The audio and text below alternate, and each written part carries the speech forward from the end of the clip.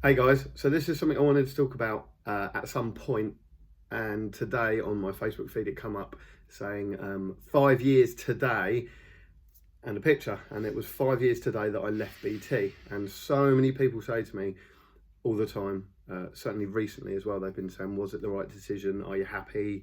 How do you find working for yourself, etc., etc.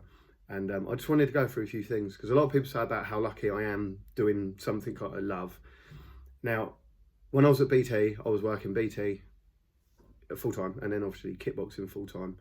And I worked for BT for 17 years. Had an eBay business on the side, plus a few other bits and pieces. And as kickboxing got busier, BT was getting busier, so I was going away on more courses, learning more skills, doing overtime, as well as trying to balance BT. And something that happened that I didn't really realise was I had a cholesterol check, and it turns out my cholesterol was dangerously high. I'm not sure of the figures, but if you said 50 was normal, my cholesterol was about 100. It was, of a 90-year-old smoker that had lived a really unhealthy life. Some of it could be hereditary, but it was quite dangerous. They wanted to put me on drugs and bits and pieces, which I refused to do. But what I did say is that I'm going to change my lifestyle, change my work, change my diet, and try and everything else to try and keep me alive, basically. And I didn't realise there was days, I was just, I'm in a hotel room, Sam's just over there, look, there he is. We're just on a 3-day mindset workshop course with Ryan Pinnock.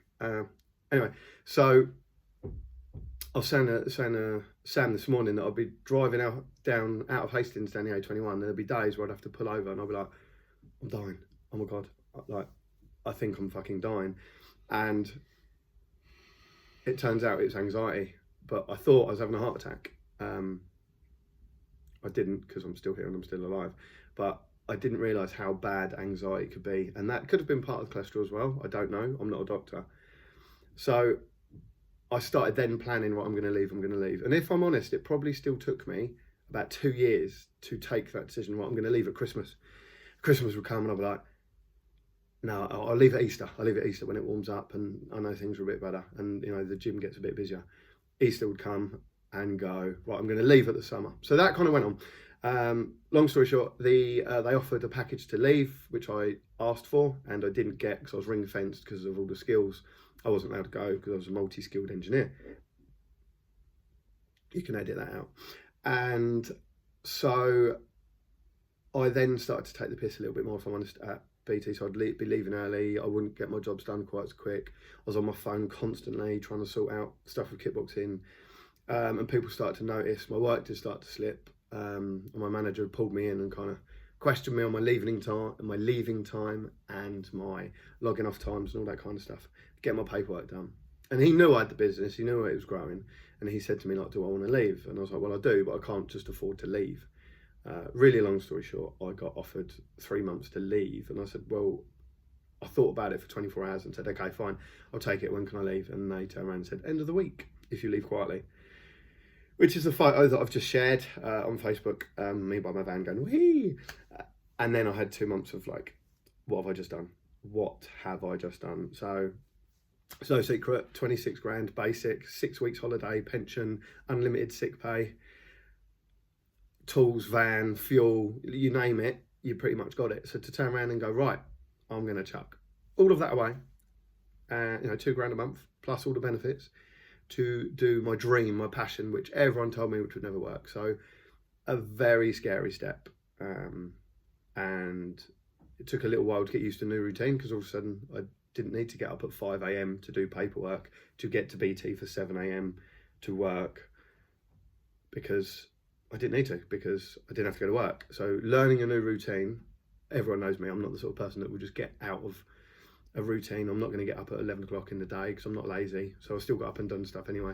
So I very quickly filled my time, which is something that I'm still learning to do now, even 5 years on, to the point of not filling it up too much. So when I was at BT, I was working over 100 hours a week. So if you want to do the maths on that, that's a lot. Basically, I was getting up at about 5:30, 5 o'clock, 5:30, paperwork, BT, finishing BT, going to the gym till 10, 10:30 sometimes. PTs at the back of that, then probably another 2 hours of paperwork, then going to bed at about 1, 1:30, and then getting back up at 5, 5:30, and that grew and grew and grew. probably done that for about 2 years, I reckon, before something had to break. Again, anxiety, cholesterol, running myself into the ground. Sade and everyone close to me said, something's going to break. Either you're going to lose your job, kickboxing will go under, or you're going to have a heart attack and die, or have a meltdown, one of three. So something did have to give. So eventually I was kind of given that olive branch that I took. And here we are now, 5 years on to the day. Has it been easy? No. Was it easy? Have every day of my life been a perfect dream? No. But I've probably had the best 5 years of my life. So people ask me about the money. So I'm going to tell you about the money. So when I left BT, obviously I had my BT wages and the kickboxing money, which I still run as a business, but it all went back into the business. When I left BT, I paid myself £500 a month. It's no secret, I'm not going to try and hide anything. So if you said to me, or if I said to you, do you want to come and work for me? I need you to do 6 hours a day, 6 days a week. Plus you need to want to train 11 o'clock at night, or maybe 6 o'clock in the morning. Plus maybe go to shows at the weekends, and you're going to get £500 a month for it. You'd be like, thanks, but no thanks. But that's what I was doing, because I was reinvesting the money that we'd earned back into the gym. And as you've all seen, we've grown and grown. So for 5 years, I gave myself £500 a month. And then after 5 years, I managed to up that to £1,000 a month. But that's still less than minimum wage. I still pay myself that today, as we speak. It will be going up. I've promised myself Christmas. Promised myself I'm going to start paying myself a bit more. Yes, I can now afford a nice car. And it does pay for my mobile phone and my fuel, but that is literally it. The rest of it is wages. I'm lucky that I have other businesses. I do stuff on eBay. I have a few properties that earns me more money than I earn in the gym. That's God's honest truth. I'm very lucky to have a really nice wife that has a very good job, and she gets paid reasonably well for that. So I won't disclose any of her stuff because I know she won't like me to. But together we work as a good team, and together we work. And we're sensible. We don't drink, we don't smoke, we don't go out. We don't indulge in anything. Obviously our cars, but then our car, like the Merc, is £200 a month. That's it. So if you look at the car and go, wow, it's £200 a month. How many of you lot smoke 10 a day, or have a bottle of wine every night, or have a Banner Times membership that you maybe don't use? If you start adding that up, I found out the other day, 10 silk cut, 13 quid a pack. Do you know that, Sam? I didn't, mate, no. 13 quid a pack. If you smoke 10 a day, that's a lot of money a week. That's a lot of money a week. You time that by a month. Quick maths.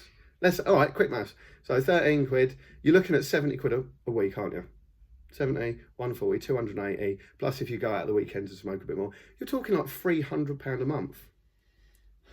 3.5 grand a year just on 10 fags. That's a holiday to Mexico for 3 weeks, all inclusive, for 4 of you. Or a brand new car for the pair of you. And that's just smoking 10 a day, forgetting the wine you may drink, or the beers you may have, or anything else that you may spend your money on. So just be sensible with your money. This is not where I started, but this is what I've had to do. Obviously I don't drink and don't smoke anyway, but I don't go out and buy really nice clothes. I don't have a new pair of trainers once a month. We don't go to the cinema twice a week. We don't have a full Sky package. I don't have a Xbox and buy brand new games every week. I pretty much live in black and yellow clothes that get sweaty, and I change every day, and a pair of jeans and a pair of tracksuit bottoms, that's about it. And trainers I don't wear because I'm in the gym barefooted. So yeah, I just wanted to go through that really, because a lot of people ask me, and there it is, out to the world, how it works. Dream since I was 10 years old, followed the dream, keep pushing the dream, made it work, but it hasn't been easy. Don't get me wrong, I love it. I absolutely love it, and I wouldn't change it for the world. Work for myself or work for someone else. Definitely work for myself. It is challenging, there is stresses, but I do love it. Helping children, helping families, helping the community grow. And again, looking at the money side of it, it's not worth it. It generally isn't worth it, but that's not why I do it. And now it's starting to grow. It is starting to come along, and it is now starting to make a big difference. So there you go. 5 years today. I left, working for myself, loving it. There are challenges. Every day's a new day. And yeah, I couldn't ask for any more. Have a good day, guys. Remember, it's not just a sport, it's a way of life.